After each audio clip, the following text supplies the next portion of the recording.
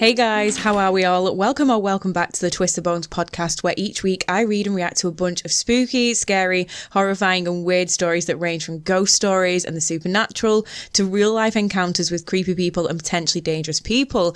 Firstly, I just want to apologise for the lack of episodes the last few weeks. My life has been such a roller coaster and I just ended up being so busy, and then I ended up getting a bit sick. So I'm so sorry there wasn't any episodes the last few weeks, but I am back and I am so excited to be reading scary stories again. I've not really done any spooky content recently. I haven't really watched anything or read anything, so I can't wait to read today's story. But just like always, I want to quickly go over some housekeeping things before I do get into this story. So firstly, I will always credit the people who wrote these stories, so all the information will be in the description of each episode. So if you want to go and support those original content creators, feel free, just check it out over there. And finally, if you have your own scary story, so whether that be an encounter with a stalker or your own ghost-related paranormal experience, and you want it to feature in a future episode, please reach out to me and send your story over. I would absolutely love to read it out. You can do this by either using the Facebook page, which is Twist the Bones Podcast. You can email it to me at twistthebonespod@gmail.com, or you can actually go and pop it over on my Reddit page, and I think that's just Twist the Bones Pod on Reddit as well. Again, it will all be linked in the description.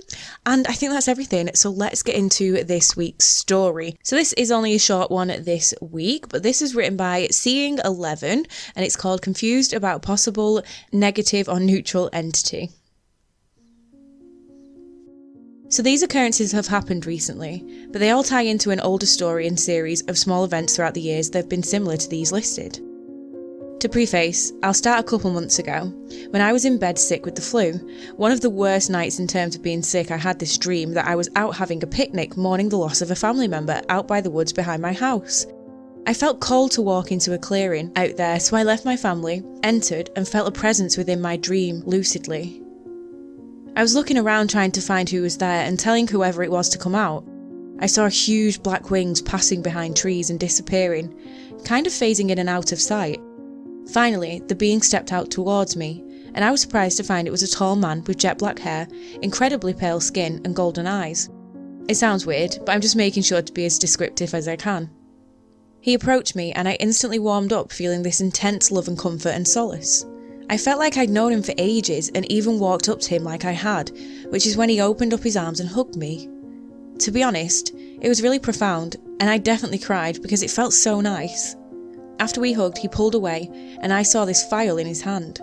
It was opaque white liquid. He held it up and offered it to me, which confused me. He said, "We could be together, you know, but make sure it's what you really want." I knew he meant in drinking the liquid, however dreams manage that. And I also knew he meant that if I drank the liquid, I would die and be transported to whatever plane he was existing on. I said no because of my family and I wanted to live. He respected that decision and stepped away, but I felt intense sadness coming from him. The dream ended when I left the woods. Fast forward to now. I've been seeing this same person in dreams here and there. I also saw a swirling black mass in the corner of my room a few weeks ago in my peripheral vision. Then I felt someone plant their hand on my upper back while I was having fun gaming. It startled me really bad. And just yesterday, I was taking notes at the computer for my history class, I'm homeschooled, when the stand holding my digital art pen suddenly and very clearly slid towards me. He'd mentioned my art before in some dream or some telepathic communication beforehand. I just don't really remember how. When the pen stand slid, I wasn't even alone. My family was there too. Nothing like that has ever happened before, so obviously right in front of my eyes. Last night I went to bed and was having yet another dream about this black-haired man. The setting was bizarre and sparkly, kind of etheric almost, but it was all really hazy and weird. I saw his face sort of fading in and out when I heard his voice, disembodied from what I was seeing, say, "I've come for you, I'm here for you right now." That startled me out of the dream. I looked around my room to make sure no one was in there, which there wasn't. Nothing out of the ordinary had happened, so I went back to bed. But this morning I woke up with a single thin scratch on my chest a few inches above my heart. It's too thin to be my own nails. I don't sleep with pets, and there was nothing sharp on my bed. I don't know what to make of all this. I'm torn about what I should do. And that is the end of that one. Very interesting. I do think that sometimes dreams can be exceedingly frustrating and confusing. I've had some recurring dreams, but I've never dreamt of the same person over and over again like that, especially someone I don't know.